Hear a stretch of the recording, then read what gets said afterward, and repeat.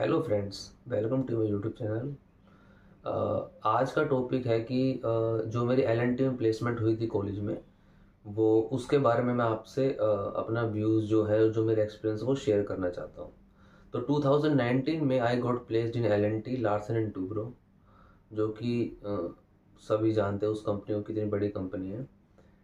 मेरा 6 लाख का उस समय पैकेज लगा था। तो उसकी मैं स्टोरी बताता हूँ आपको कि कैसे क्या हुआ था, जिससे कि आपको कुछ इससे फ्रूटफुल मैसेज मिल सके और आप अपनी लाइफ में इसको इम्प्लीमेंट कर सकें। तो हुआ क्या कि जब इंटरव्यू हुआ तो हम क्या था कि हमारी सीसीडी में, कॉमर्स डिपार्टमेंट में हमारी क्लासेस लगती थी कॉमर्स की। साउथ कैंपस की बात कर रहा हूँ मैं। तो अचानक मुझे पता लगा कि भाई एलएनटी का नोट, वो एलएनटी का मतलब इंटरव्यू है आज, मतलब प्लेसमेंट है।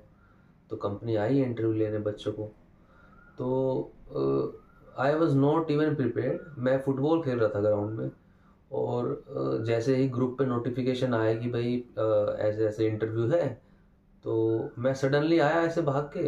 एंड 1 घंटा मैंने उनकी वो प्री क्या बोलते, प्री इंटरव्यू टॉक होती है कुछ, उसको मैंने अटेंड किया।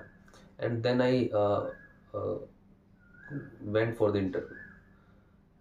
तो क्या हुआ कि सडनली, मतलब मुझे इतनी इंग्लिश में मेरी फ्लुएंसी नहीं थी उस समय, अभी भी वैसे तो नहीं है इतनी, बट मैंने उधर कॉन्फिडेंटली आंसर्स दिए। जैसे उन्होंने पूछा कि भाई आप कहाँ से बिलोंग करते हो, आपका एजुकेशन क्या, आपकी स्किल्स क्या है। तो I was confident enough to give those answers. तो मुझे तो ऐसा लगता है कि उन्होंने शायद मेरे कॉन्फिडेंस को और जो मेरी लर्निंग एबिलिटी है उसको, उसकी वजह से ही मुझे लिया है, मुझे ऐसा लगता है। तो आप ये मत सोचे कि भाई मुझे, मेरी इंग्लिश अच्छी नहीं है, या फिर मैं टॉपर नहीं हूँ, या फिर मेरे कॉलेज में अच्छे मार्क्स नहीं आए हैं तो मेरा सिलेक्शन नहीं हो सकता प्लेसमेंट में। ऐसा बिल्कुल भी नहीं है। वो आपकी कैपेबिलिटी, आपकी क्षमता देखने की आप लॉन्ग रन में उनके साथ काम कर पाएंगे या नहीं कर पाएंगे।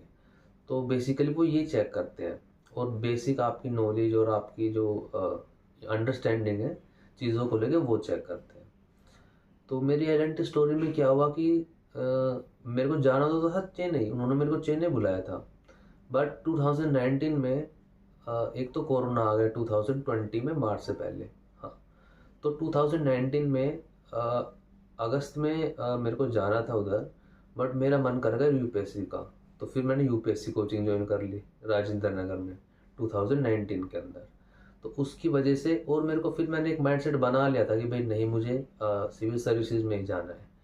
तो उसकी वजह से मैं फिर एलएनटी मैंने ज्वाइन नहीं की। तो बेसिकली ये हुआ था। एंड मैं यही आपसे बोलूँगा कि आप ऐसी अपॉर्चुनिटीज़ को मिस ना करें, और आप अगर आपको कोई ऐसी अपॉर्चुनिटी मिलती है आप उसको लें। धीरे धीरे आप उसके साथ भी आप प्रिपेयर कर, उसके साथ भी आप गवर्नमेंट एग्ज़ाम के लिए प्रिपेयर कर सकते हैं। ऐसा नहीं है कि भाई मतलब सोलली आपको सारा टाइम ही गवर्नमेंट प्रिपरेशन में देना है। नहीं, ऐसा भी नहीं है।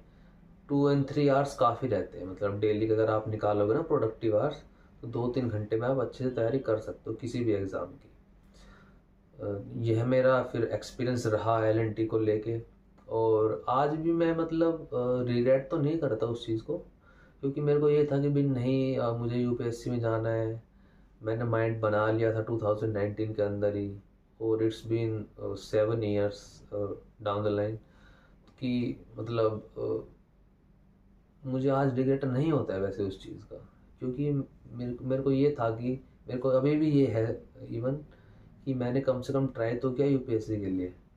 तो वो चीज़ भी ट्राई करना भी काफ़ी बड़ी बात होती है। हर एक इंडिविजुअल नहीं कर पाता वो सब चीज़ें।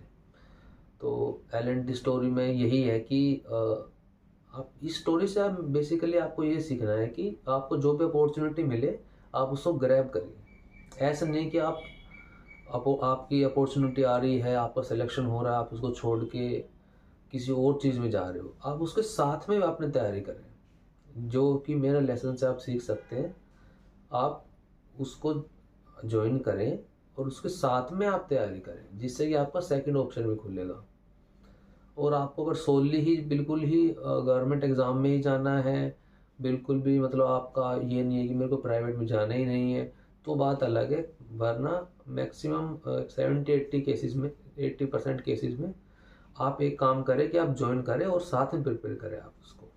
तो मेरा ये आज की वीडियो से मैसेज रहेगा कि आप अपॉर्चुनिटीज़ आएँ तो उसको लें और साथ में उसका अल्टरनेटिव प्लान भी आप रखें अपना। तो आपको क्या है कि आपका मोरल भी डाउन नहीं होएगा, आप कॉन्फिडेंट रहेंगे, आप चीज़ों को लेके पॉजिटिव रहेंगे। तो ये लर्निंग्स आपको चाहिए। मुझे लगता है कि ये एक ऐसी एज है जिसमें कि काफ़ी बच्चे भटक जाते हैं कि भाई उन्हें पता नहीं होता क्या करना है, वो कोई ऑफर उनको आता है वो उसको ग्रैब नहीं करते हैं। तो ये सब चीज़ें नहीं होनी चाहिए आपकी। Thank you.